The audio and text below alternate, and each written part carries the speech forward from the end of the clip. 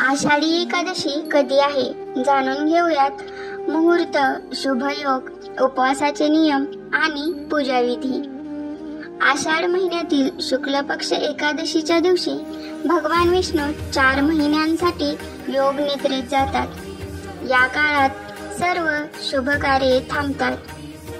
जाणून घेऊया या एकादशीचे महत्त्व, मुहूर्त, पूजाविधी आणि शुभयोग.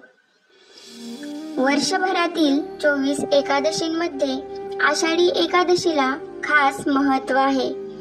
यावर्षी देवशयनी एकादशीच्या दिवशी 4 शुभयोग तयार होत आहेत. आषाढ महिन्यातील शुक्ल पक्ष एकादशीच्या दिवशी भगवान विष्णू 4 महिन्यांसाठी योग निद्रेत जाऊन झोपी जातात. या काळात सर्व शुभ कार्ये थांबतात.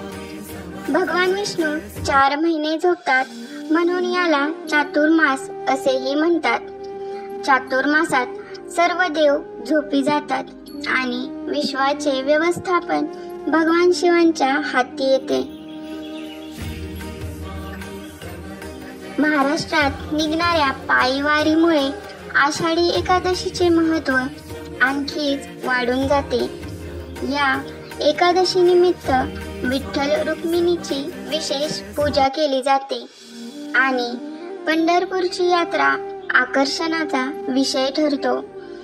देवशयनी एकादशीचे व्रत करून विधीनुसार भगवान विष्णूंची पूजा केली जाते.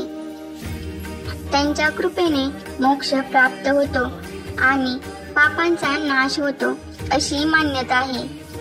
देवशयनी एकादशीची तारीख, मुहूर्त, उपवासाची वेळ आणि उपासना पद्धत जाणून घेऊयात.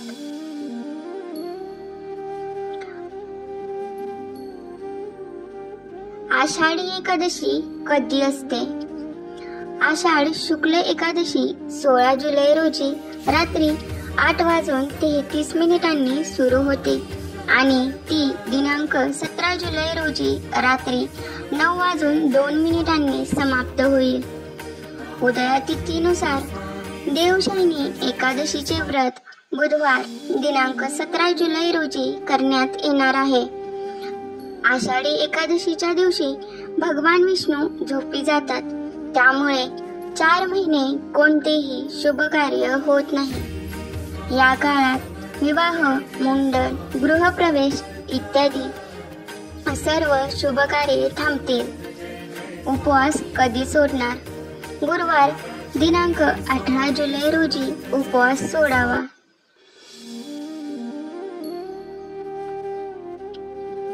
आषाढी एकादशीची पूजाविधी. स्नान वगैरे करून मंदिराची स्वच्छता करावी. गणेशाला नमस्कार करावा. पंचामृतासह गंगाजलाने भगवान विष्णूंचा अभिषेक करावा. आता पिवळे चंदन आणि पिवळी फुले भगवंताला अर्पण करावी. देवघरात तुपाचा दिवा लावावा. श्री विष्णू चालीसाचे पठण करावे. भगवान विष्णूंची पूर्ण भक्तिभावाने आरती करावी. दान धर्म आणि अन्नदान करावे. शेवटी क्षमा प्रार्थना करा.